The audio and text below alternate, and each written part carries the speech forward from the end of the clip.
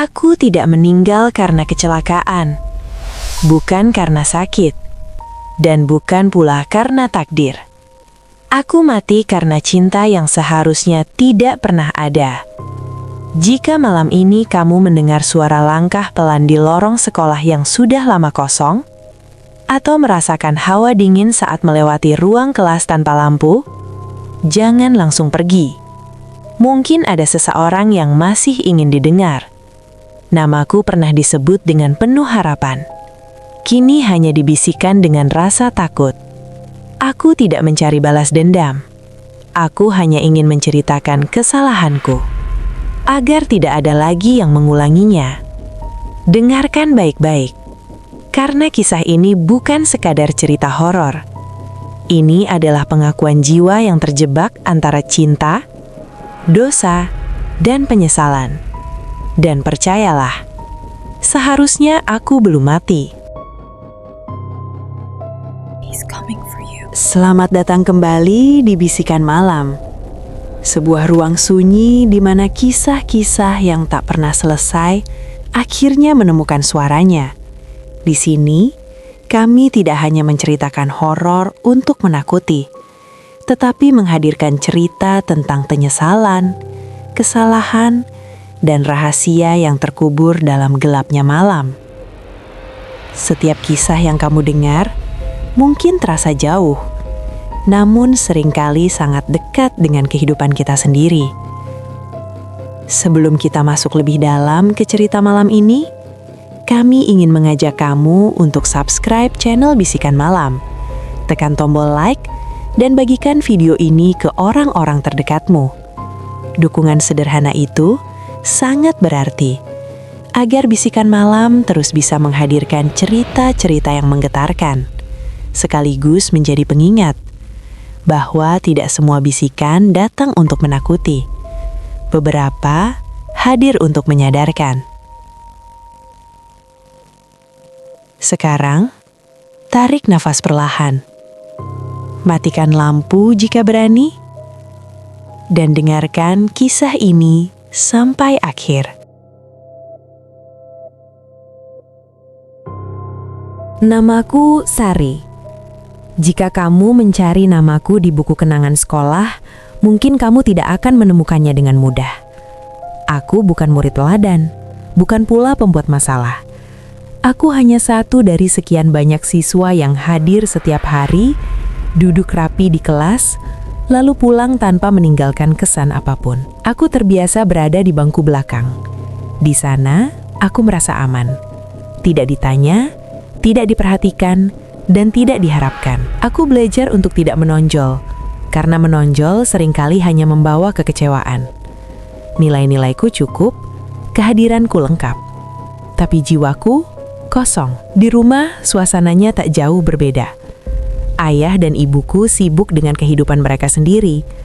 Pertanyaan tentang hariku di sekolah hanya formalitas, dan jawabanku pun selalu singkat. Tidak ada yang benar-benar ingin tahu bagaimana rasanya menjadi aku. Maka aku belajar memendam semuanya sendiri. Rasa sepi, rasa ingin diperhatikan, dan rasa ingin dianggap ada. Sekolah seharusnya menjadi tempat yang aman.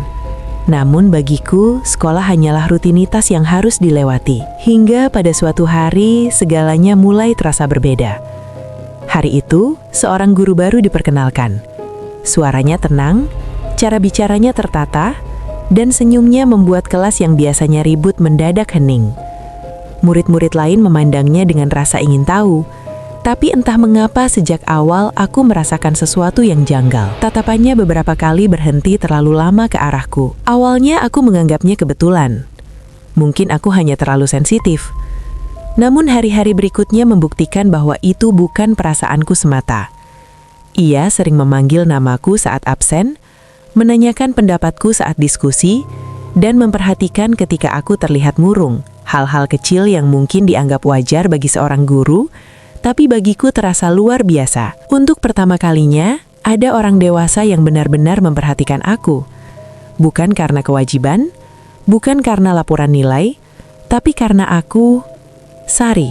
Perhatiannya membuatku merasa dilihat, dihargai, dianggap penting. Aku mulai berani mengangkat wajahku saat berbicara.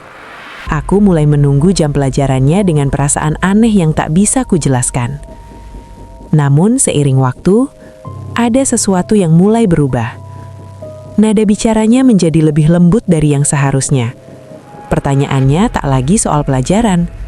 Tatakannya semakin sulit kuhindari. Aku tahu ada batas antara guru dan murid. Aku diajari itu sejak kecil. Tapi batas itu tidak runtuh dalam satu hari. Ia memudar perlahan, nyaris tak terasa. Aku mulai merasa nyaman, terlalu nyaman. Dan kenyamanan itu membuatku lupa bertanya, apakah ini benar? Aku tidak tahu saat itu bahwa perhatian yang terasa seperti cahaya bisa berubah menjadi api yang perlahan membakar hidupku sendiri. Dan disitulah, tanpa kusadari, aku mulai melangkah ke arah kisah yang seharusnya tidak pernah terjadi.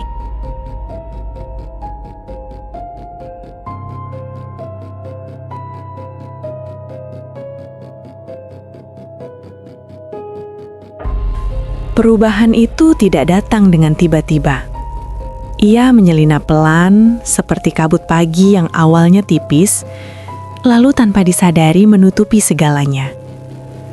Awalnya hanyalah percakapan singkat setelah jam pelajaran usai. Ia bertanya apakah aku sudah makan, apakah aku lelah, apakah aku baik-baik saja. Pertanyaan yang terdengar sederhana, namun tak pernah ada yang menanyakannya padaku dengan nada sepeduli itu sebelumnya. Aku menjawab seperlunya, tapi di dalam hatiku ada sesuatu yang bergetar pelan. Tak lama kemudian pesan singkat mulai berdatangan. Katanya hanya untuk memastikan tugasku selesai. Katanya hanya ingin membantuku belajar. Namun setiap pesan selalu diakhiri dengan kalimat yang membuatku merasa istimewa. Bahwa aku berbeda, bahwa aku lebih dewasa, bahwa aku lebih bisa diajak bicara dibanding murid lain. Aku tidak sadar bahwa kata-kata itu perlahan membentuk caraku memandang diri sendiri. Aku mulai merasa lebih berarti saat berada di dekatnya. Aku mulai meragukan diriku sendiri saat ia tidak membalas pesan. Tanpa kusadari, emosiku mulai bergantung pada perhatiannya. Ia sering berkata bahwa dunia tidak akan mengerti hubungan kami, bahwa orang-orang hanya akan salah paham, bahwa yang terpenting adalah apa yang kami rasakan. Dan aku mempercayainya, karena aku ingin mempercayainya. Kami sepakat untuk menyimpan semuanya sendiri. Tidak ada yang boleh tahu, tidak ada yang boleh melihat terlalu dekat. Kami bertemu di tempat-tempat yang sunyi, di perpustakaan saat senja mulai turun, di lorong sekolah ketika bel terakhir sudah lama berbunyi. Tidak ada yang berani, tidak ada yang terang-terangan, namun justru disitulah aku merasa paling dekat dengannya. Aku mulai menjalani hidup ganda. Di luar, aku tetap murid pendiam yang menunduk. Di dalam, aku menyimpan rahasia yang membuat jantungku berdebar dan pikiranku gelisah. Ia sering berbicara tentang masa depan, tentang waktu yang katanya akan memperbaiki segalanya, tentang kesabaran yang harus kuterima sebagai bukti cinta. Aku menunggu, karena aku percaya cinta memang butuh pengorbanan. Namun yang tidak kusadari adalah satu hal yang paling menyakitkan. Setiap kali aku mengorbankan rasa takutku, aku juga sedang mengorbankan diriku sendiri. Aku mulai merasa bersalah tanpa tahu pada siapa. Takut tanpa tahu apa. Cemas setiap kali ada orang yang menatap terlalu lama ke arah kami. Dan di saat yang sama, aku semakin sulit melepaskan diri. Karena aku takut kembali menjadi Sari yang tak diperhatikan siapapun. Cinta yang katanya indah itu mulai terasa berat. Bukan karena perasaan, melainkan karena rahasia. Aku tidak tahu kapan tepatnya aku mulai terjebak. Yang ku tahu hanyalah aku sudah terlalu jauh untuk berpura-pura bahwa ini masih sekedar perhatian seorang guru. Dan di sanalah aku berdiri, di antara rasa bahagia yang semu dan ketakutan yang terus menumbuh, tanpa sadar bahwa jalan di depanku hanya mengarah pada kehancuran.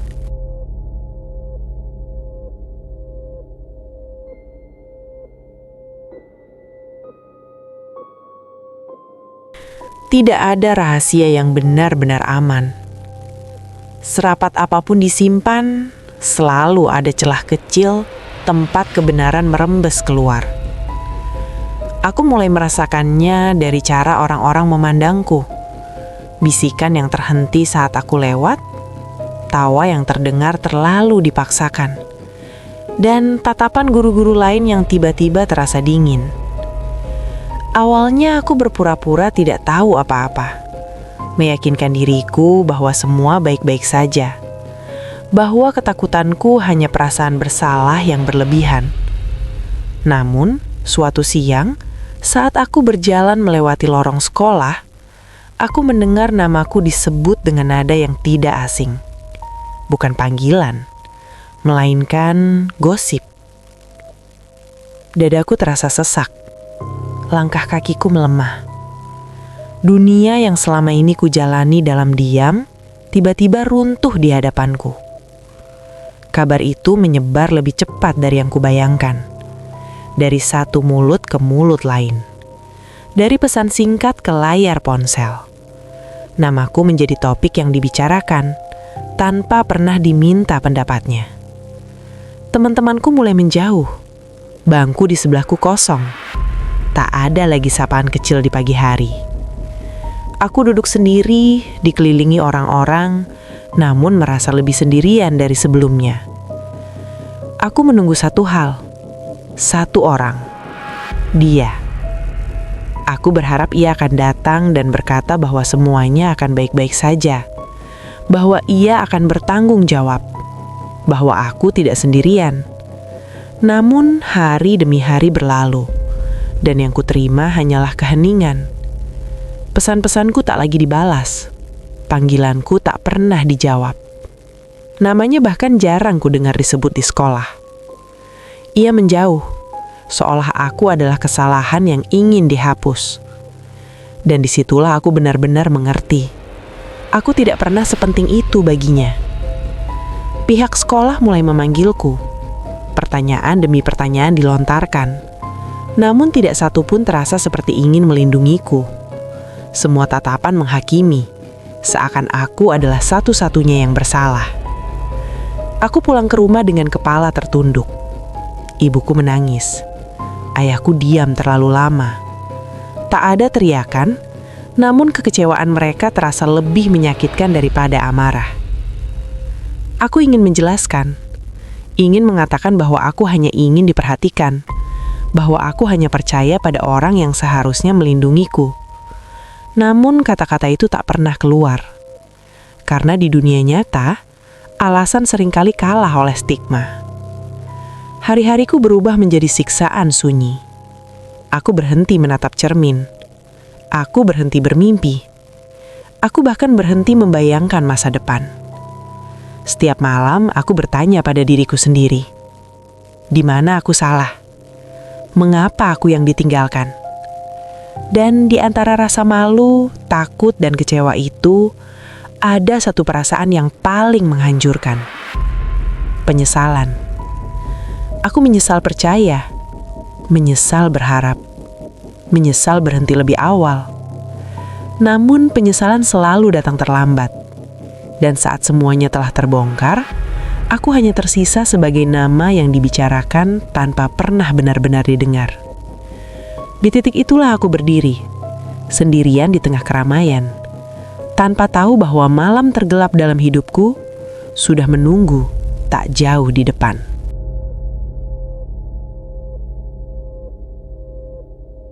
Malam itu datang tanpa peringatan. Langit gelap seperti menahan napas, dan hujan turun perlahan, seolah ragu untuk benar-benar jatuh. Aku duduk sendirian di kamar, menatap dinding yang terasa semakin sempit. Jam berdetak terlalu keras. Setiap detiknya seperti menghitung ulang semua kesalahan yang pernah kubuat. Aku mencoba mengingat hal-hal kecil yang dulu membuatku bertahan. Suara bel sekolah di pagi hari, aroma buku baru, harapan sederhana untuk lulus dan memulai hidup yang berbeda. Namun malam itu, semuanya terasa jauh, seolah hidupku telah ditutup sebelum sempat benar-benar dimulai. Aku membaca kembali pesan-pesan lama. Kata-kata yang dulu membuatku merasa dipilih, kini hanya meninggalkan lubang kosong. Tidak ada lagi janji, tidak ada lagi penjelasan. Yang tersisa hanyalah sunyi. Sunyi yang terlalu berat untuk dipeluk sendirian. Aku ingin berbicara pada seseorang, siapa saja, namun lidahku keluh. Pikiranku penuh dengan rasa malu dan takut. Aku merasa menjadi beban, menjadi aib, menjadi kesalahan yang ingin dihapus semua orang. Pikiran-pikiran itu berputar tanpa henti, menutup setiap pintu keluar yang coba kubuka. Hujan semakin deras. Aku melangkah keluar tanpa tujuan, membiarkan dingin merayap di kulitku. Jalanan sepi. Lampu-lampu tampak kabur oleh air mata yang tak lagi bisa kutahan. Di setiap langkah ada satu pertanyaan yang terus menggedor. Apakah ada tempat untukku pulang? Aku tidak ingin mati. Aku hanya ingin rasa sakit ini berhenti. Namun saat pikiran sudah terlalu penuh, logika menjadi rapuh. Aku merasa kecil, sendirian, dan tak terlihat. Dunia terasa seperti berjalan tanpa menyisakan ruang bagiku. Dan di titik itu, sebuah keputusan lahir. Bukan dari keberanian, melainkan dari kelelahan yang mendalam. Waktu berlalu tanpa terasa. Aku ingat suara hujan, aku ingat napas yang terasa berat. Lalu, keheningan. Ketika kesadaran kembali, segalanya terasa berbeda. Tidak ada dingin, tidak ada sakit. Aku berdiri, menatap diriku sendiri dari jarak yang aneh. Terlalu dekat untuk asing, terlalu jauh untuk disentuh. Orang-orang datang, suara-suara bercampur panik, namun tidak satu pun terdengar jelas. Aku ingin berkata, aku masih di sini. Aku hanya butuh didengar. Namun suaraku tak sampai. Di saat itulah aku menyadari sesuatu yang paling menyakitkan. Aku pergi tidak membawa jawaban. Aku pergi meninggalkan pertanyaan bagi mereka yang mencintaiku, meski aku tak sempat menyadarinya. Penyesalan datang seperti gelombang, bukan karena hidupku berakhir, melainkan karena aku mengakhiri kesempatan untuk memperbaikinya. Dan sejak malam itu, aku terjebak di antara dua dunia. Tidak sepenuhnya pergi, tidak benar-benar tinggal. Hanya sebuah bisikan yang tersisa, mencari telinga yang mau mendengar, agar tak ada lagi malam yang berakhir dengan keputusan yang sama.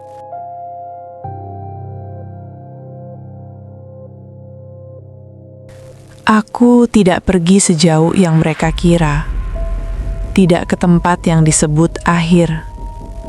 Aku tertahan di antara kenangan dan penyesalan, di ruang-ruang yang pernah menyimpan harapanku. Aku masih di lorong sekolah itu, di bangku belakang kelas yang selalu kupilih, di perpustakaan yang sunyi saat senja turun.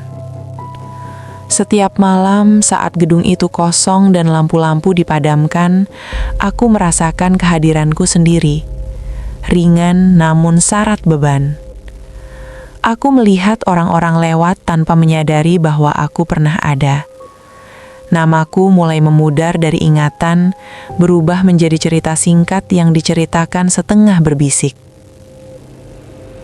Ada yang berkata aku lemah. Ada yang berkata ini semua salahku. Namun tak ada yang benar-benar bertanya apa yang kurasakan. Aku melihat ibuku datang ke kamarku, memegang barang-barang kecil yang dulu kupunya. Aku melihat ayahku duduk lama tanpa berkata apa-apa. Penyesalan mereka berbeda dengan punyaku. Lebih sunyi, lebih berat. Dan disitulah aku mengerti. Kepergianku bukan akhir dari rasa sakit. Ia hanya memindahkannya ke hati orang-orang yang tertinggal.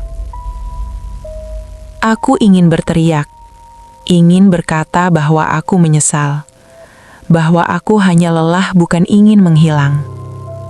Namun aku hanya bisa berbisik, dan hanya mereka yang cukup tenang yang bisa mendengarnya. Malam-malam berlalu dan aku belajar satu hal yang terlambat kupahami. Bahwa kesalahan bisa diperbaiki, bahwa rasa malu bisa dilalui, bahwa luka seberat apapun bisa disembuhkan jika dibagikan. Aku berharap ceritaku tidak diingat sebagai sensasi. Aku berharap ia menjadi peringatan. Bagi siapapun yang merasa sendirian di keramaian, bagi siapapun yang percaya pada janji yang seharusnya tak diucapkan, bagi siapapun yang merasa tak terlihat. Berhentilah sejenak. Carilah seseorang. Bicaralah. Karena hidup tidak berhenti pada satu kesalahan, dan kamu berhak mendapatkan bantuan tanpa harus membayar dengan dirimu sendiri. Jika malam ini kamu mendengar bisikan di tempat yang pernah ramai, jangan takut. Itu bukan ancaman, itu pengingat. Aku tidak tinggal untuk menakuti. Aku tinggal agar kisahku menyelamatkan orang lain. Dan jika ceritaku sampai padamu, tolong, jadikan ia alasan untuk memilih bertahan. Kisah yang baru saja kamu dengarkan bukan sekedar cerita untuk menemani malam.